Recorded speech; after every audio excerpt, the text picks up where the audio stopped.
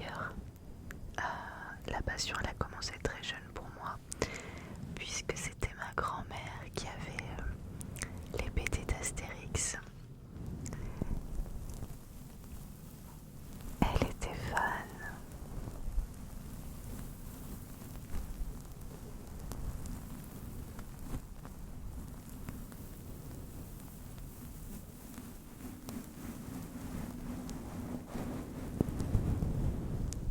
Elle achetait énormément de BD et du coup Astérix était son petit chouchou.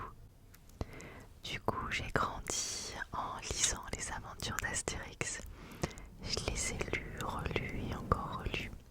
Et toujours maintenant, je prends goût à acheter à chaque fois l'Astérix qui sort. Et récemment, mon mari et mon fils m'ont fait un cadeau.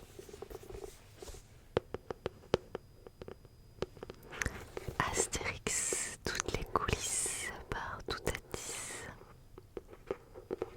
Le livre est génial, il y a plein d'anecdotes sur Astérix. Et je me suis dit que ce serait l'occasion du coup de faire les 11 choses sur ce personnage que je suis sûre que vous adorez également.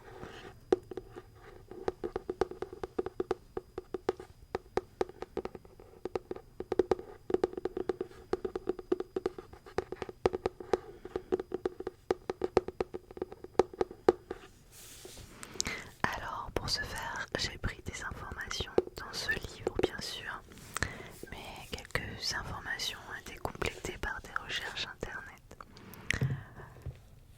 Voilà en gros. Alors comme à chaque fois, je suis désolée si mon regard va aller vers ici, mais tout simplement, voilà, j'ai noté ces anecdotes pour pas les oublier et voilà, je voulais pas les oublier.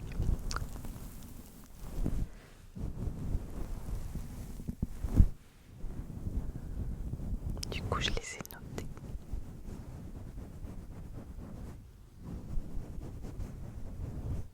Je sais que quand je fais les 11 choses, vous aimez bien aussi parce que souvent, genre la bonnette, la petite bonnette fluffy, et qu'il y a des grands amateurs de bonnettes fluffy parmi vous. Des petites gratouilles comme ça, des petites gratouilles qui font du bien. Moi, j'aime bien aussi, j'avoue. Alors, on va commencer tout de suite avec les 11 faits.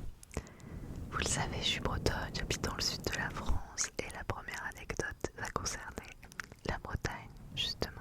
Ah oui, parce que quand on regarde la carte, on voit bien que les irrésistibles Gaulois viennent d'Armorique.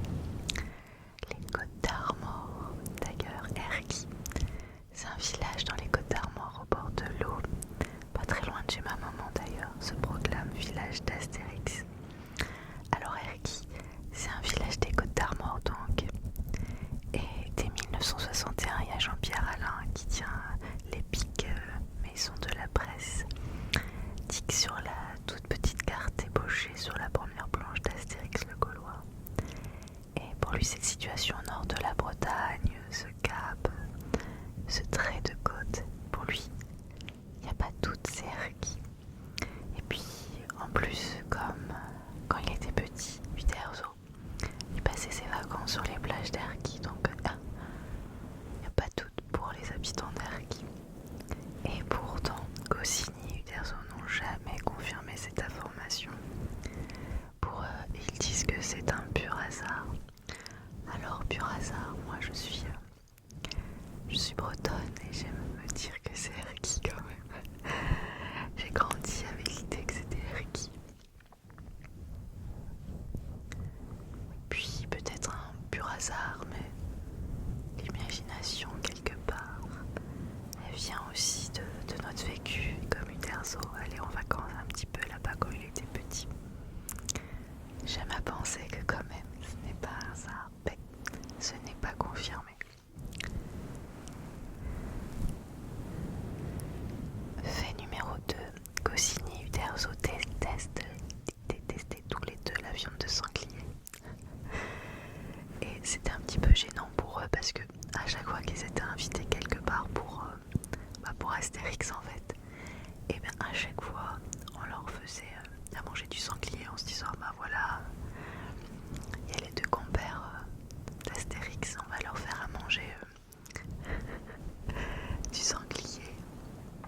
Ils vont être contents alors que pas du tout, ils n'aimaient pas du tout les sangliers.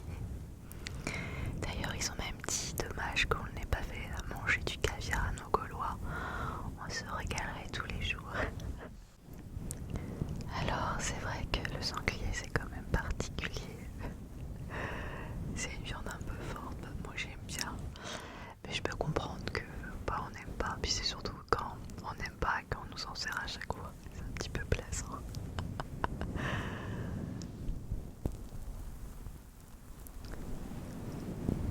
Puis Obélix il en a mangé. Il a mangé plein. Puis d'ailleurs c'est assez rigolo car je lisais d'ailleurs dans le livre, c'est un fait supplémentaire, je ne l'ai pas mis dans les 11. Et bien en fait on voit jamais une mise à mort des sangliers dans la BD. Et c'est vrai en fait, on les voit partir, ils voient un sanglier, ils sont contents et après ils reviennent avec un sanglier sous le bras. Mais on voit jamais une mise à mort. Et tant mieux parce que aussi c'est Astérix, c'est une BD pour tout le monde. Il y a plusieurs lectures d'ailleurs de cette BD, on ne la lit pas de la même manière. Quand on a 8 ans, 10 ans ou quand on est plus âgé. Il y a des références qu'on n'a pas forcément. Et donc comme il y a des petits qui lisent Astérix, donc tant mieux quelque part, on ne voit pas de mise à mort des sangliers.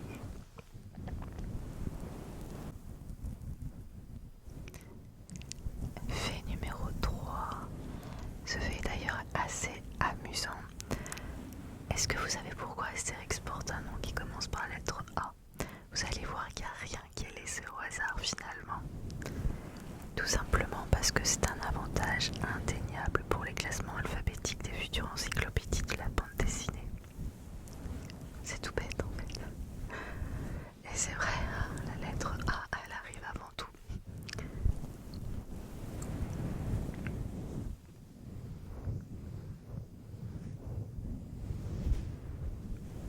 Est-ce que vous saurez me dire quelle est votre aventure d'Astérix préférée? En bande dessinée, je ne sais pas du tout. En dessin animé, il y en avait que je trouvais un peu moins bien quand j'étais petite. J'ai revu récemment les 12 travaux d'Astérix. Et celui-là, c'est un des meilleurs, je trouve, en dessin animé. Et j'ai regardé avec mon fils, il était au taquet, il était trop content. Et moi, j'étais aussi ravie de pouvoir partager ce moment avec lui.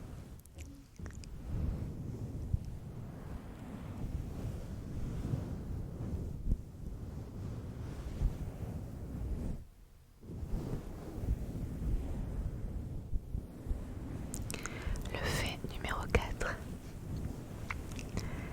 c'est Automatix. Vous voyez qui c'est? C'est le forgeron, celui qui est toujours en train de rouspéter le barde parce qu'il chante mal. Il se bagarre un petit peu avec le poissonnier aussi d'ailleurs. Alors en fait on a l'impression que c'est un des personnages secondaires quand même qu'on voit tout le temps. On le voit rouspéter par derrière, tout ça. Et ben en fait c'est rigolo parce qu'on le voit dans le premier numéro d'Astérix, Astérix le Gaulois. D'ailleurs il ressemble pas trop à ça dans le premier numéro. Il a les cheveux roux dans le premier numéro et en fait c'est rigolo parce qu'on le voit taper sans outil en fait, c'est sa main. Comme il boit de la potion magique, c'est sa main qui tape directement pour faire le forgeron. Et ben en fait après il a disparu entièrement des aventures d'Astérix.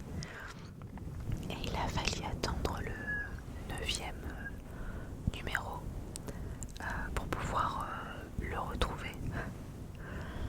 Parce qu'avant en fait on le voyait pas. Donc on a quand même passé un certain nombre d'albums sans lui. Dans le premier numéro, si je dis pas de bêtises, il doit avoir La Serpe d'Or, Astérix le Gladiateur aussi.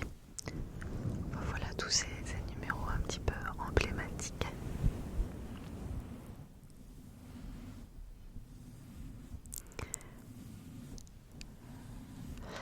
Un Astérix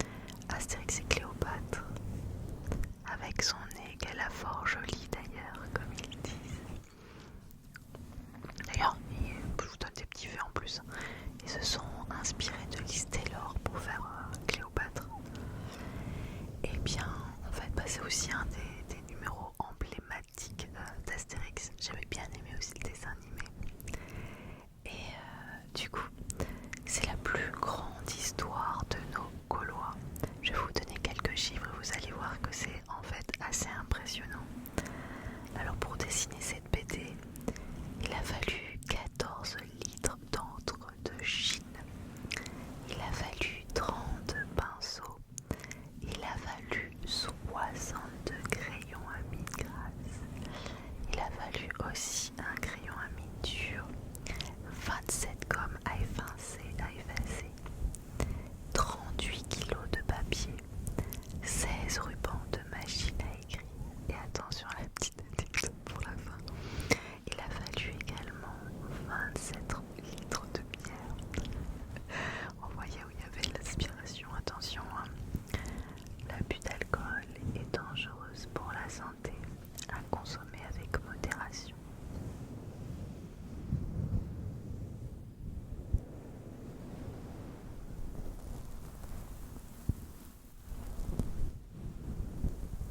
D'ailleurs, est-ce que vous lisez des bandes dessinées?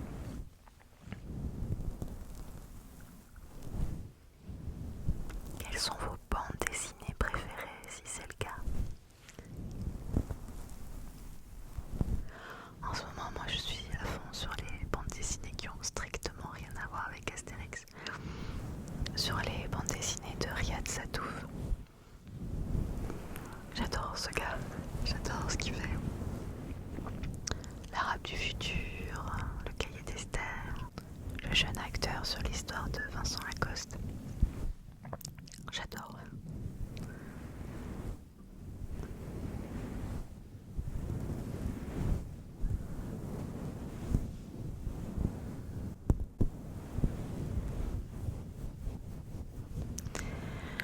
Fait numéro 6. H. Canonix. Vous voyez qui c'est? Un gars avec le nom, vous devez deviner qui c'est H. Canonix. Tout simplement la personne âgée du village des Gaulois. Alors, si vous vous demandiez quel âge il a, à votre avis quel âge il a? Il n'est pas tout jeune, hein, mais pourtant il a une très très très très jeune femme.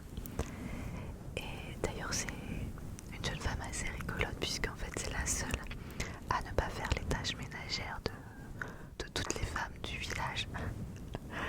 C'est son mari qui fait les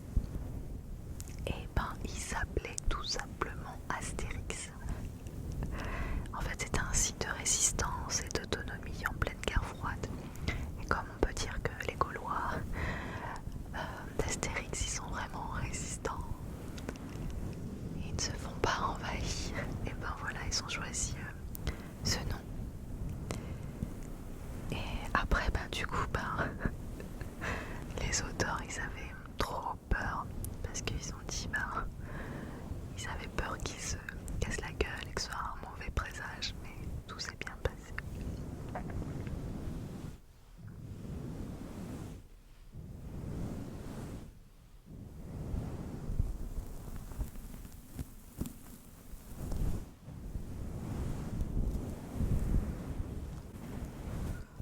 Fait numéro 9. Ah bah en fait je vous l'ai déjà dit, zut, les aventures du Gaulois ont été traduites en 107 langues et dialectes. Ah zut, je vous ai spoilé le 9. Heureusement je venais juste de le dire. Donc je vous ai dit que c'était en zoulou. Il y a eu par exemple en créole, réunionnais, il y en a eu aussi en espéranto et en latin bien sûr, hein, ça va de soi. Donc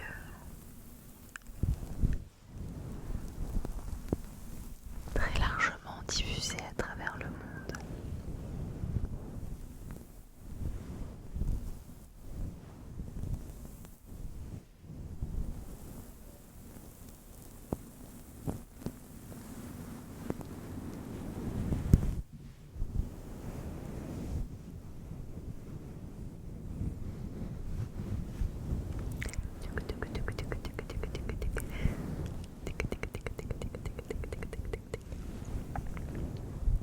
Fait numéro 10. Pour rendre hommage à son défunt ami Goscinny, Uderzo a dessiné à la fin de Astérix chez les Belges un discret lapin en pleurs. Et oui, parce qu'en fait, il a même pas vu la fin d'Astérix chez les Belges. Il est mort avant, il avait 51 ans. C'était quelqu'un qui était assez nerveux. Et voilà, il est mort d'une crise cardiaque. Ça a été très très très dur pour Uderzo, parce qu'ils étaient très proches.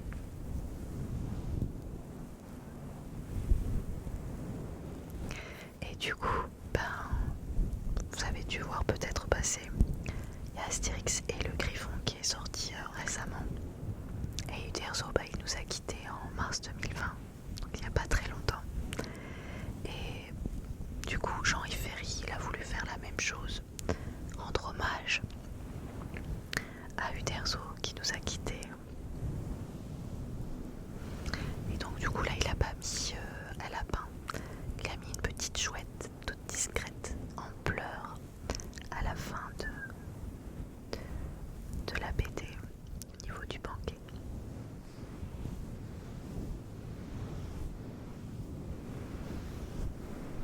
D'ailleurs, en parlant d'Uderzo, j'ai appris quelque chose aussi l'autre jour à mon mari, puisque mon mari il est champenois. Et Uderzo, je lui ai dit qu'il était champenois. Il m'a dit attends, si un gars aussi connu que lui étant champenois, je devrais le savoir. Et en fait, si, il est champenois.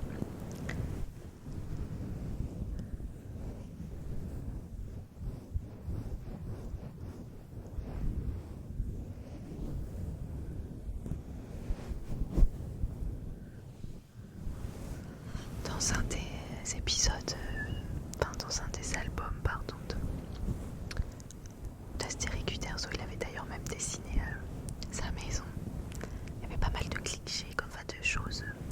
Quand on le sait, voilà, mais il y a pas mal de choses en fait de leur vraie vie qu'ils ont mis dans Astérix, des petits trucs cachés.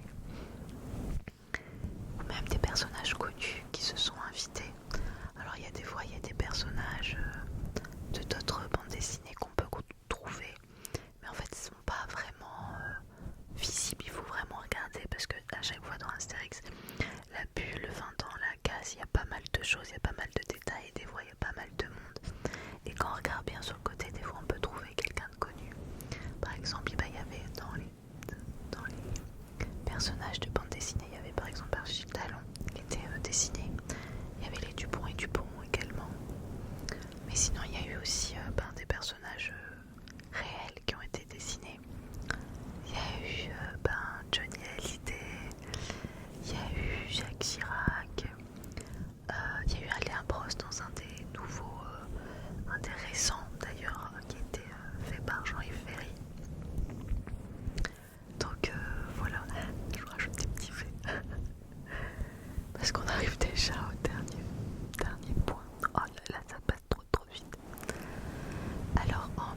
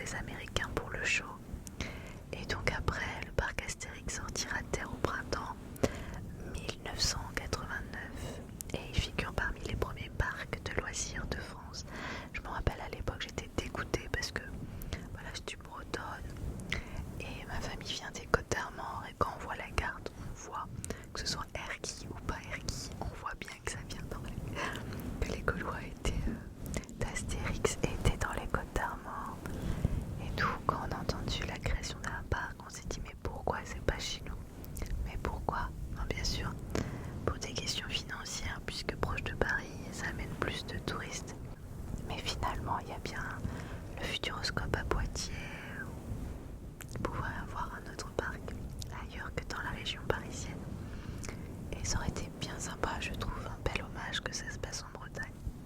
Un peu déçue de ça. Et je suis fan d'Astérix, mais croyez-le ou pas, je ne suis jamais allée au parc Astérix. Alors maintenant, je vais attendre que mon fils grandisse un peu parce que il est un peu peureux sur les manèges et il me semble que les manèges du parc Astérix sont un peu... ils bougent plus qu'à Disney. Donc, mais un jour je l'amènerai, comme ça on partagera ce moment en famille. Voilà, on arrive déjà à la fin de ces